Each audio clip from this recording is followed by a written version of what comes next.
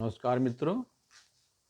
आज कृषि कानून जो तीसरा है उसके बारे में हम बताने जा रहे हैं। 2 वीडियो मेरे कृषि कानून प्रथम और द्वितीय आप लोगों ने सुना। और जो लोग अब तक चैनल को सब्सक्राइब नहीं किए हैं, कृपया चैनल सब्सक्राइब कर लें, शेयर कर लें, लाइक भी करें।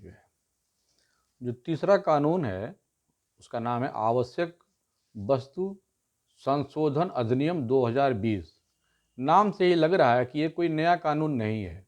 इसका जो पहले कानून है उसमें संशोधन किया गया है, इसीलिए इसका नाम आवश्यक वस्तु संशोधन अधिनियम 2020 रखा गया है। थोड़ा अगर हम इसके इतिहास में जाएं तो समझने में ये आसानी होगी आपको। देखिए, तीसरा जो संविधान में अमेंडमेंट हुआ, 1954 में एक्ट बना था। उसमें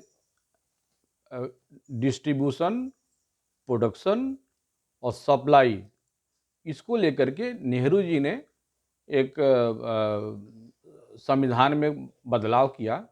और उनको ये लगा कि कृषि जो है वो चूँकि एक राज्य की विषय है, और ऐसा ना हो कि कहीं अगर फूड स्टफ यानी खाद्य सामग्रियों की राज्यों में कमी हो जाए जो है, और सही ढंग से उसका उत्पादन वितरण सरकारें न कर पाएँ, तो क्या केंद्र सरकार जो है केवल उसको बस देख के तमाशा देखेगी जो है? तो ये लगा कि नहीं, कुछ न कुछ बदलाव जो है वो केंद्र को भी इसमें करना चाहिए। और इस तरह से देखा जाए तो 1954 में वो संविधान में संशोधन किया गया। 7वें शेड्यूल में जो राज्य सूची, समवर्ती सूची और केंद्र का जो संघ सूची था, 3 तरह की सूचियां हैं। और उसमें उन्होंने जो है, जो समवर्ती सूची था, चूंकि वो राज्य का विषय कृषि है, इसलिए समवर्ती सूची में वो 33वां जो एंट्री है उसमें थोड़ा सा बदलाव करके ट्रेड एंड कॉमर्स को उसमें उन्होंने लाया।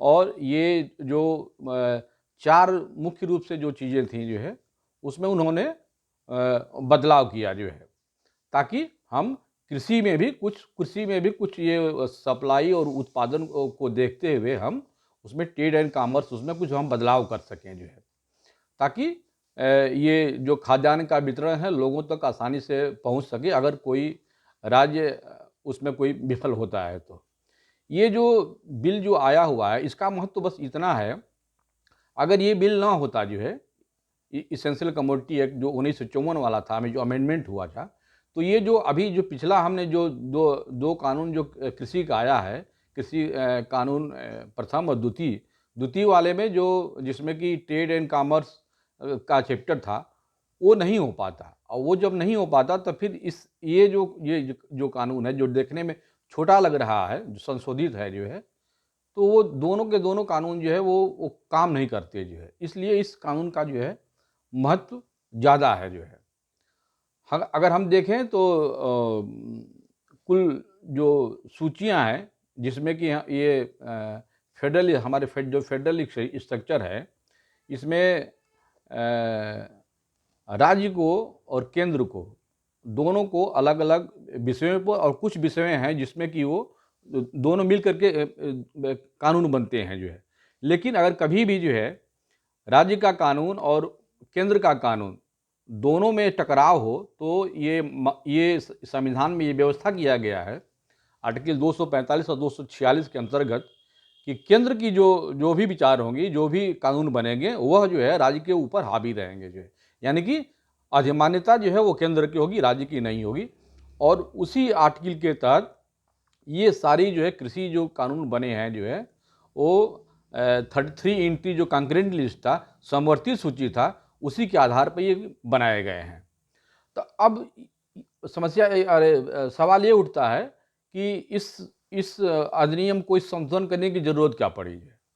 अगर ये कुछ लोग कह रहे हैं कि अगर ये ऐसा हो जाएगा तो कालाबाजारी बढ़ जाएगी और लोग जो है मनमाने ढंग से जो भी उत्पादन होगा उसको इकट्ठा कर लेंगे, और डिमांड और सप्लाई में का वो एक जो लेवल है वो उसमें जो है असंतुलन आ जाएगा, और ब्लैक मार्केटिंग बाजार में बढ़ जाएगी जो है, ठीक है।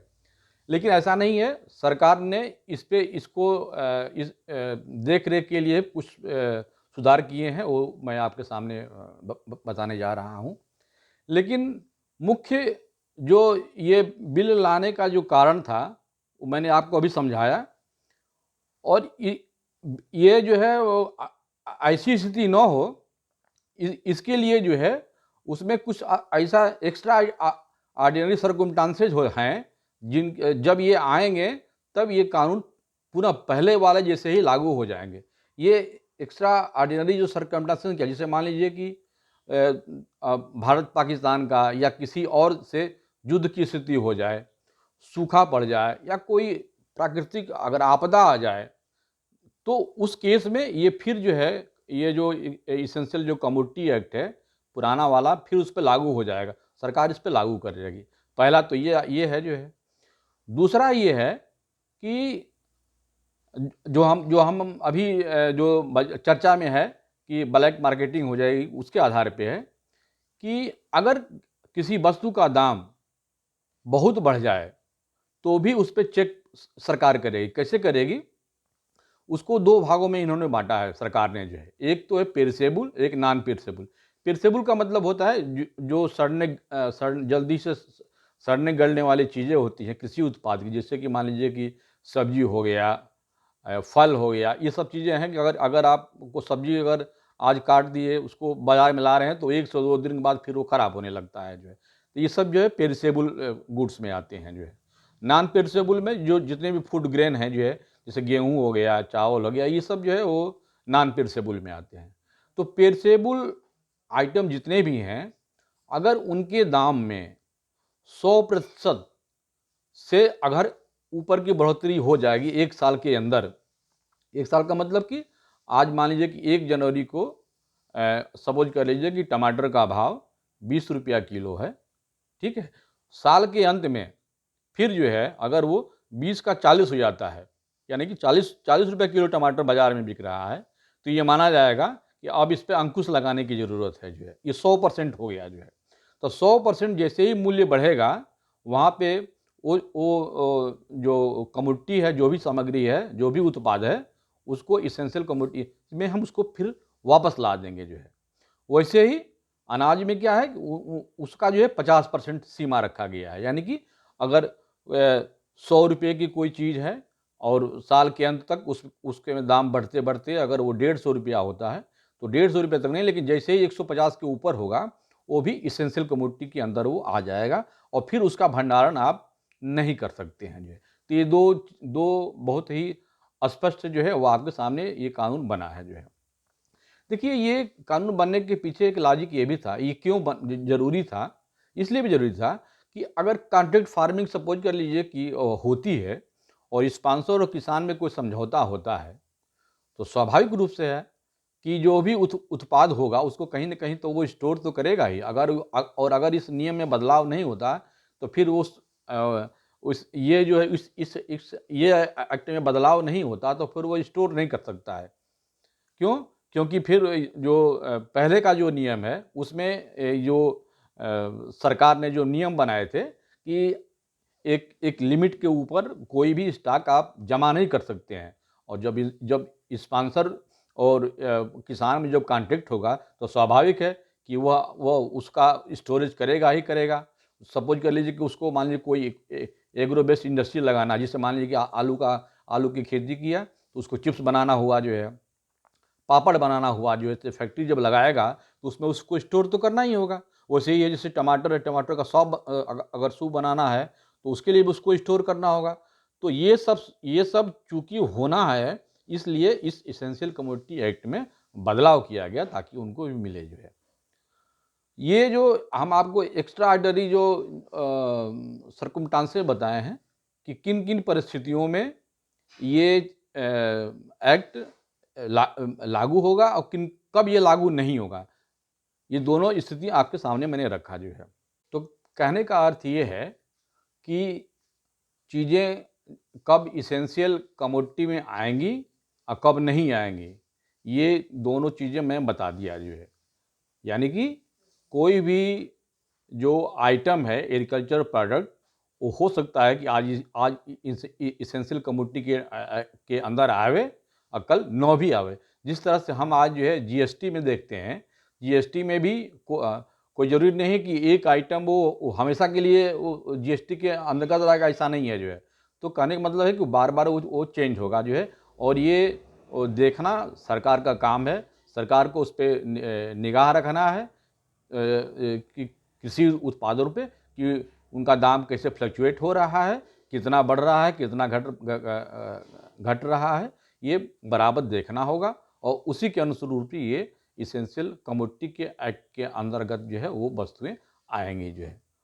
मैंने आपको बताया एक पेरिसेबल और नॉन पेरिसेबल के दोनों की जो कास्ट है वो साल भर में कितनी वेरी करती है। 100% अगर वो पेरिसेबल है यानी कि सड़ने गलने वाली चीज़ है, और 50% अगर वो सड़ने गलने वाली चीज़ नहीं है, स्टोर करने वाली चीज़ है, उसमें जो है उस केस में वो तुरंत जो है वो इसेंशियल कमोडिटी में आ जाएगा, और नहीं तो फिर छूट रहेगा भंडारण करने के, जितना चाहे उतना कोई भंडारण करे जो है।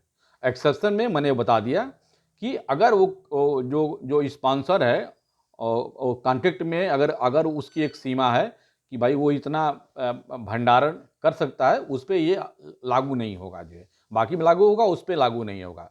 और दूसरे उस केस में भी, जैसे मान लीजिए कि कोई एक्सपोर्ट कर रहा है जो है, और वो एक्सपोर्ट करने के लिए मान लीजिए कोई एक लिमिट है कि इतना स्टॉक जो है एक्सपोर्ट करना है, तो वह स्टॉक चाहे कोई भी परिस्थिति हो जो है, इसमें जो है कोई भी ये दाम पेरिसेबल और नॉन पेरिसेबल का वो बढ़े या ना बढ़े जो है, वह उतना स्टॉक एक्सपोर्ट के लिए अगर ऑर्डर है उनका पहले से वो बना हुआ है, तो वो उसको करने की उनको पूरी की पूरी जो है वो छूट दी जाएगी, ताकि देखिए ताकि ट्रेड और कॉमर्स ये अच्छे से वो एक व्यापार जो है विदेशों के लिए वो बना रहे, इसके लिए ये व्यवस्था की गई है। तो मित्रों, ये आज का तीसरा वीडियो था। इस तरह से हम देखा जाए कि कृषि पे पहला, दूसरा और ये तीसरा बिल आपके सब तीनों में आपके सामने रख दिया हूँ, और मुझे पूरा यकीन है कि हर कोई जिसको कि कहीं भी कोई डाउट नहीं होना चाहिए इन तीनों मेरे वीडियो को पढ़ करके। आगे मैं अब ये बताने जाऊंगा कि ये आंदोलन पंजाब में ही क्यों हुए हैं, इसका क्या कारण है। तो अगले वीडियो में पंजाब ही क्यों लीड किया इस ये पूरे घटनाक्रम के पूरे आंदोलन को, उसके बारे में हम चर्चा करेंगे, और उसमें ये भी बताएंगे कि अभी ये जो तीनों जो कानून हैं, इसमें क्या क्या संशोधन करने लायक हैं। ठीक है, तो अगले वीडियो तक के लिए इजाज़त दीजिए। नमस्कार।